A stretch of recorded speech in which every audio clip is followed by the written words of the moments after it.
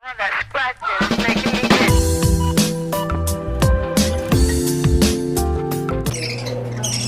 ganyan lang. Sanay na sa spoon feed yung hand feed mo. Tsara na lang gamitin mo. Para kasi hindi ko ano yung syringe nahirapan ako.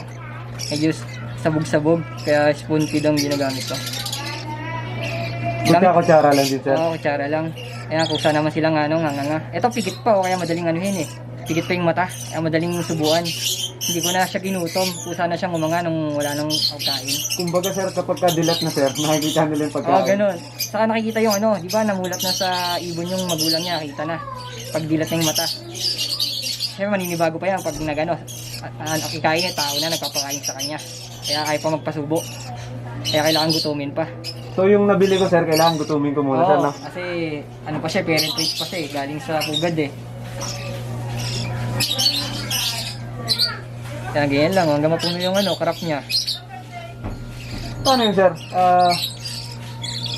Kailangan pupunasan din siya, sir? Oo, pag tapos punasan mo. Kasi pag magdantiga, matigas yan. Pag natiyo sa ng ibon, Yun yung sinasabi, sir, na parang nilalanggam ba? Oo, ganun. Lalo na Cerelac, medyo matamis pa naman Cerelac. Kaya langgamin ng Cerelac. Kaya kailangan punasan mo talaga kada tapos mo magsubo, pupunasan ng tela. Saka hindi ko siya in-expose sa malalamig na lugar. Takpan lang siya. Medyo pag tinakpan mo kasi yan, medyo mainit naman sa loob nag-aano yung yung iba kasi nagamit ng ilaw pa. Sir, yung iba. Yung para hatchery ba yun? Parang yung tawag doon? Parang sa mga CCTV, sir, no? CCTV. Pero ako, simula nung nag-handfeed ako, matagal na, hindi na ako nagamit ng ilaw, sanay na. Pero kung mga baguhan ka, kung hindi ka pa natatakot na mamatayan, gamit ka ng ilaw. Kasi baka malamigan Tapos ng gamay Ayan, pinupunasan na, sir. Basa din yan, sir? Hindi. Kailangan tuloy yung gagamitin mo, sir? Tanggalin mo lang yung mga sa kanya. Ayun na, busog na. Ayan, tatlo yan Ayan, dilaw na nga kulay, nalabas na Sanay yan, tatlo Ayan, sir, ilang months na yan, yung ganyan, sir? Eto, ano pa lang to? Weeks pa lang? Siguro wala pang 2 weeks. Ito, sir? Oo, magtuto pa lang. Liit pa kasi kinuha ko na agad siya Weeks pa lang pala yung ganyan, sir, no? Mga almost 2 weeks, mga ganun.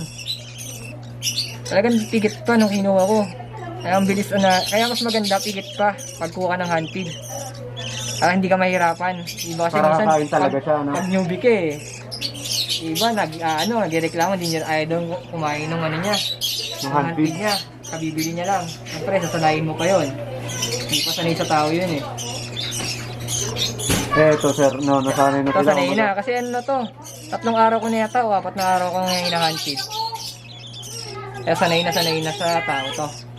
Sanay na sa spoon feed. Hindi naman sila, sir, nababloated. Yung parang, yung malaki yung tiyan. Hindi naman. Kaya, pero ginagawa ko pag may bloated ako, pinapaano ko lang, pinipindot ko para ilabas yung hangin, para mawala yung hangin sa sa crop niya. Yan ang ginagawa ko, pipisilin ko lang para mailabas yung sobrang hangin sa crop. Pipisilin mo lang parang butsi? Dahan-dahan lang, para mayan yung hangin.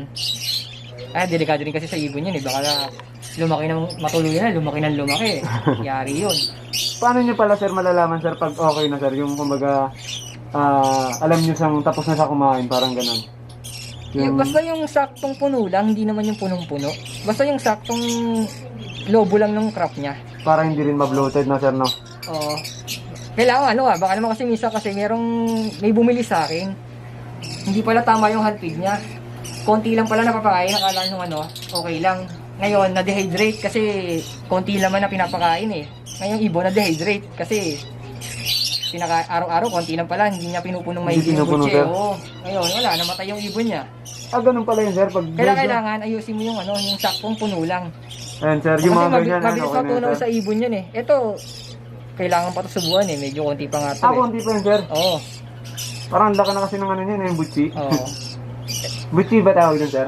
Butchi, crop. Tawag nila crop Sa manok kasi diba, sir, butchi na? Yan, pero pag ayaw na, huwag nang pilitin kasi meron na namang ganong kung laman nangangayaw din pala. Oo. Pero pwede na naman ganyan karami. Baka magselos anak ko nito, sir. Isa-Cerelac ko yung akin Oo nga Ang gastos nga lang, Cerelac. Try ko muna yung Cerelac para. Ayan, pinapakain pa ni sir. Ilang beses yung pinapakain sir sa isang araw pala? Siguro, pag ganyan kaliit, siguro 4 times yan pag ganyan kaliit eh. Ah, parang binubus 4 mo rin times siya, na no, din, sir, no? oo. Pero pag medyo may balahibo na, 3 times na lang. Umaga, tanghali, hapon na lang pag medyo labas na balahibo niya sa katawan. Ayan kasi sir, medyo 3 beses maliliit na lang yan, yung mga ganyan. Mga 2 weeks kasi medyo mabilis mag-digest yung pagkain niya sa cup. Mabilis matunaw. Kaya saglit lang yan. Yung ganyan sir. Oo. Pag pinakain mo yan, maya-maya, ilang oras lang, wala na agad yan. Tunaw na agad. Ah, nalit din agad pala yung Alit siya niya nila. agad. Mabilis panunaw nung pagbata. Mga ganyang age, mabilis ang mga panunaw niyan. Ito mukhang lilipad na yung isa. Oh. Bansot yan eh. Inaanpid ko lang, naawa ako kaysa itapon ko eh. Yung mga kapatid niya, nabili na eh. Siya na lang hindi eh. Nalipad na yung mga kapatid niya eh. Ah, nalipad na sir. Talagang nabansot talaga siya, no? Oo, nabansot lang. Nabenta na nga eh. Nasa ibang aviary eh. Nabenta na yung kapatid. Minsan di ba ayaw mo mga lublub mo lang sa mainit pag gusto niya kasi mainit eh. Yung katamtaman lang sir, Oo. nainit. Oo. Ang gusto nakakainin na ganyan. Yung ano sir, yung toka? Hindi, eto lang. Ano mo, Ay, sausaw mo lang yung sausaw, kutsara sausaw. bago nainitan ulit.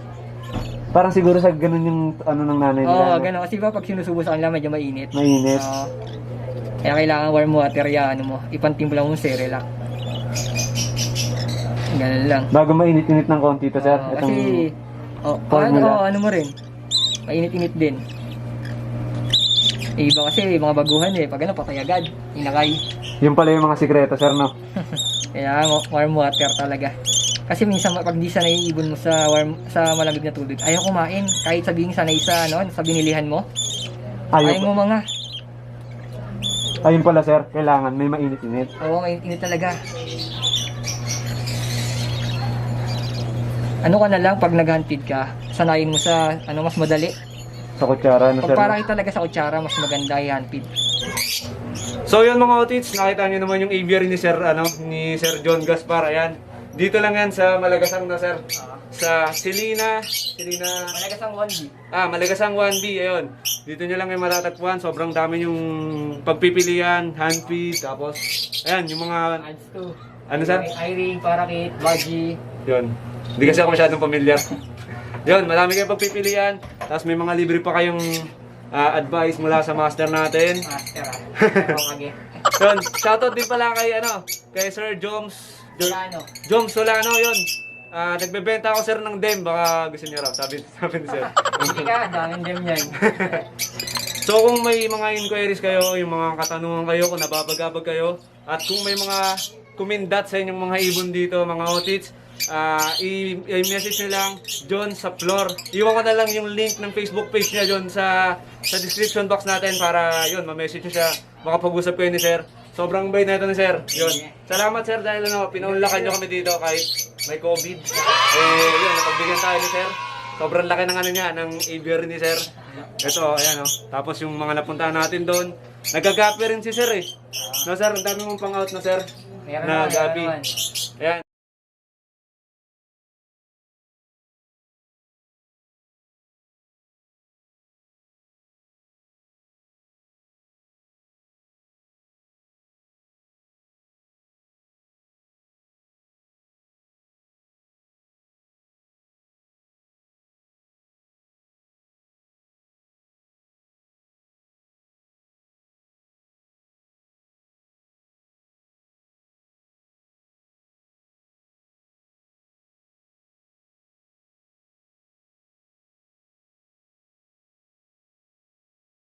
Kaya kung bibili kayo ng isda, tsaka ng ibon, yan, kay Sir na. Taga Malagasang lang to. Meron tayo, play tilapia. Baka naman. Ayun mga otits, sana nagustuhan nyo. Please like, share, and subscribe. At huwag makakalimutan mag-comment ng hashtag Panggatas lang. One love. Fish.